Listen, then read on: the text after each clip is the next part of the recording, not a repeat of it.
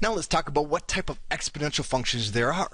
Well, there's two basic types of exponential functions. The first type is the growth, or exponential growth.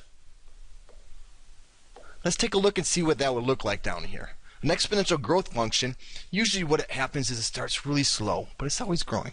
And then at some point, it just starts taking off like this. And you've seen this before. If you see population charts, this was the population of the world for hundreds of thousands of years. And then at some point, it just shot up. Then there's the exponential decay function. The exponential decay function is very similar to the growth, but it's decaying. It's getting smaller over time. So this would be an example of exponential decay function. It's getting smaller and smaller, and then it will level off like this. So how can we determine if they grow or decay? Just by looking at the function. Well, how do you know? That's this question right down here. Well, it's actually really easy. When you look at the formula up here, what you just have to look at is this b. And if you look at that b, and that b is greater than 1, it's going to be growth. But if that b is less than 1, it's going to be decay.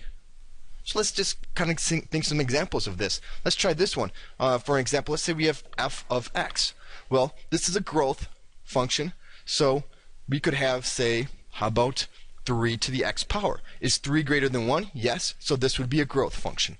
Or maybe we have y is equal to 2 times 9 to the x power. Is 9 greater than 1? So it's a growth. Well, this is a decay function, so let's see what are some functions for this. How about f of x is equal to 0.5 to the x power? Well, is 0.5 less than 1? Well, yeah, it is. So then, thus it's a decay.